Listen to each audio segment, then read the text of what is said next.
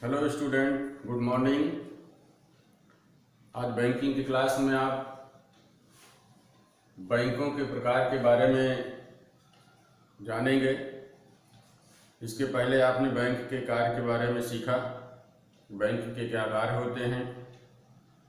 आज आप जानेंगे कि बैंक कितने प्रकार के होते हैं, क्योंकि देश में अलग अलग बैंक अलग अलग कार्य करते हैं। सबका अलग उद्देश्य है स्थापना का।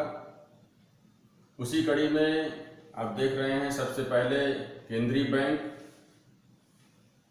व्यापारिक बैंक, औद्योगिक बैंक, विदेशी विनिमय बैंक, कृषि एवं सहकारी बैंक। सबके अलग अलग नाम हैं और उसी तरीके से सबका काम भी अलग है। मैं आपको केंद्रीय बैंक के बारे में बताऊंगा कि केंद्रीय बैंक क्या है। किसी भी देश के लिए केंद्रीय बैंक बहुत ही महत्वपूर्ण स्थान रखता है, क्योंकि केंद्रीय बैंक के माध्यम से देश के आर्थिक आंकड़ों को इकट्ठा किया जाता है। यह देश का सबसे बड़ा बैंक होता है, जिसके अंतर्गत संपूर्ण बैंकिंग प्रणाली नियंत्रित की जाती है। इस बैंक का कार्य देश के आर्थिक विकास के संबंध में सलाह देना, आंकड़े प्रस्तुत करना, सभी प्रकार के नोटों का निर्गमन करना तथा सरकार के बैंकर के रूप में कार्य करना होता है। समय समय पर यह बैंक सरकार को वित्तीय सलाह भी देते रहते हैं, जिससे कि देश की आर्थिक स्थितियों का सही ढंग से ज्ञान हो सके। तो आप समझ रहे हैं कि केंद्रीय बैंक बहुत ही महत्वपूर्ण भूमिका निभाता है। हमारे देश का जो केंद्रीय बैंक है वो रिजर्व बैंक है, जिसकी स्थापना 1 अप्रैल 1935 को की गई थी और 1 जनवरी 1949 को उसका राष्ट्रीयकरण करके पूरी तरह से देश को उसे समर्पित किया गया। साथ ही साथ वो पूरी तरह से देश का सरकारी बैंक हुआ और केंद्रीय बैंक के रूप में हमारे देश में कार्य कर रहा है। केंद्रीय बैंक के कार्यों को अलग अलग ढंग से बांटा गया है, जिसमें सबसे पहला होता है नोटों का निर्गमन करना। अर्थात केंद्रीय बैंक को ही ये अधिकार है कि वह देश की मुद्रा का निर्गमन करे। जो भी देश हैं, हर देश की अलग अलग बैंकें होती हैं। हमारे देश में रिजर्व बैंक है, हमारे यहाँ मुद्रा के रूप में रुपया चलता है। नोटों का निर्गमन रिजर्व बैंक के द्वारा किया जाता है। सरकार का बैंक, अर्थात ये सरकार के बैंक के रूप में कार्य करता है। सरकार को जब भी आवश्यकता होती है वह आदेशित करते हैं नोटों के निर्गमन के लिए। साथ ही साथ यदि उसे धन की आवश्यकता होती है तो यह बैंक सरकार के लिए कार्य करता है। बैंकों का बैंक, अर्थात देश के अंतर्गत जितने भी बैंक हैं, चाहे वो सरकारी हो चाहे वो प्राइवेट हो, सभी बैंक इस बैंक के अंतर्गत नियंत्रित किए जाते हैं। ये सभी बैंकों का बैंक है। अर्थात किसी बैंक को यदि आवश्यकता पड़ती है ऋण इत्यादि की, तो वह केंद्रीय बैंक से ही सहायता प्राप्त करता है। अगला है आंकड़े एकत्रित करना, अर्थात देश की जो आर्थिक स्थिति है उसका ये त्रैमासिक आंकड़ा, यानी हर 3 महीने में अपने आंकड़े प्रस्तुत करता है, इकट्ठे करता है और सरकार को प्रेषित करता है, जिससे कि सरकार आगे की गतिविधियों को सही ढंग से समझ सके और अपने बजट के अनुसार देश की अर्थव्यवस्था को विकसित कर सके। यह आंकड़े एकत्रित करता है, केंद्र सरकार को ये भेजते हैं और केंद्र सरकार उसी के आधार पर कार्य करती है। अंतिम ऋणदाता, क्योंकि यह देश का सबसे बड़ा बैंक होता है और सभी बैंक इस पर निर्भर होते हैं। किसी बैंक को यदि ऋण की प्राप्ति करनी है, ऋण लेना है, तो केंद्रीय बैंक ही उसकी सहायता करता है। यहाँ पर मैं आपको ये बता दूं कि यदि यह बैंक समाप्त हो जाए तो पूरे देश की अर्थव्यवस्था समाप्त हो जाएगी।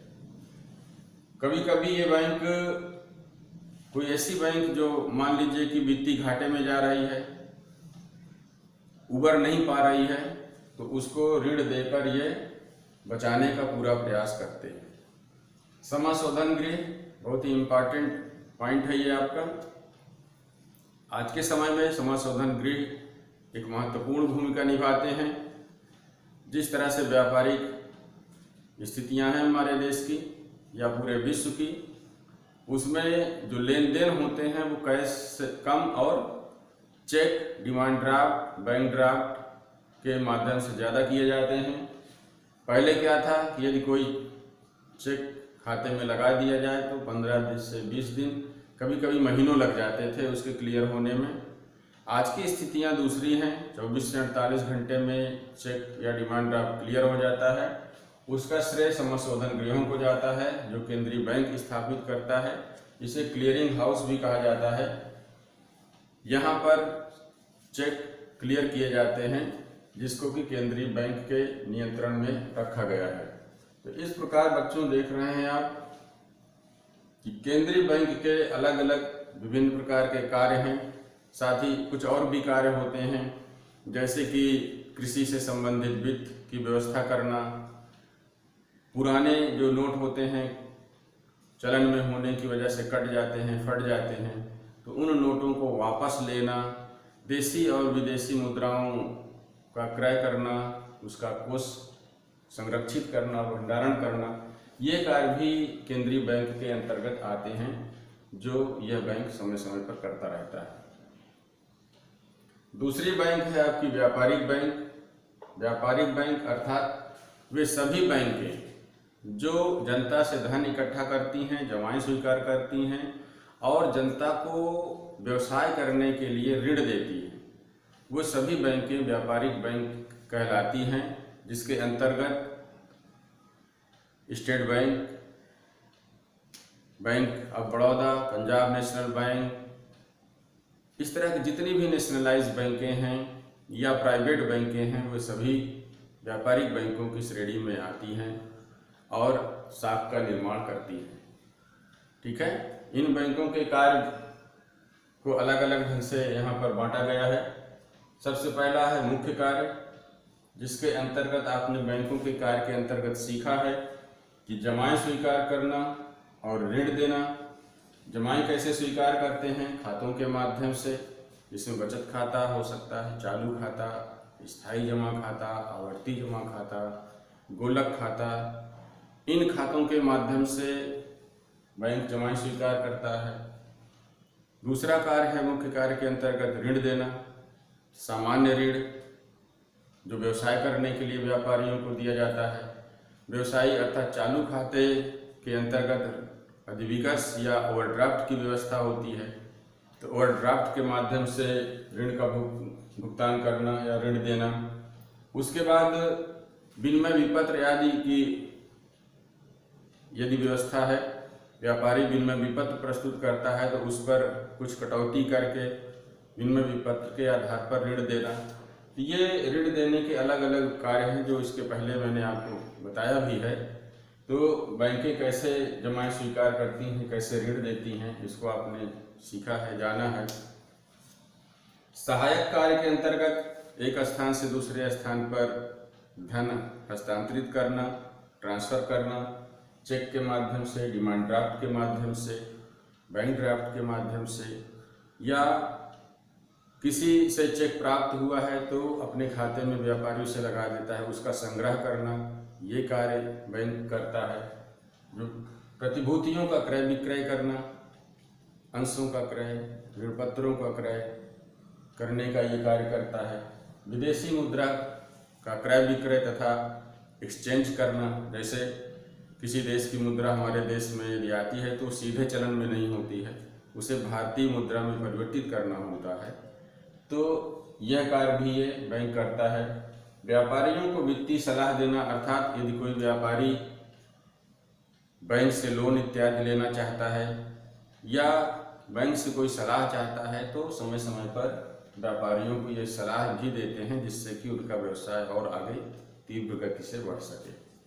अन्य कार्य के अंतर्गत बैंक ब्याज दर निर्धारित करते हैं, साथ ही साथ अपने ग्राहकों को उनकी बहुमूल्य संपत्तियों को सुरक्षित रखने के लिए लॉकर्स की सुविधा भी उपलब्ध करवाते हैं, जिससे कि जरूरी वस्तु अर्थात जरूरी जो संपत्तियां हैं, जैसे कि आपका गोल्ड हो गया, सिल्वर हो गया, यानी ज्वेलरी से संबंधित, प्रॉपर्टी के पेपर से संबंधित जो बहुमूल्य पेपर हैं, उनको भी लॉकर में रख सकते हैं, अर्थात लॉकर की सुविधा भी बैंकों के द्वारा उपलब्ध कराई जाती है। तो ये था बच्चों बैंकों के प्रकार के अंतर्गत केंद्रीय बैंक और व्यापारिक बैंक। नेक्स्ट क्लास में आपको औद्योगिक बैंक, विदेशी विनिमय बैंक और कृषि एवं सहकारी बैंकों के बारे में बताया जाएगा। Okay, thank you.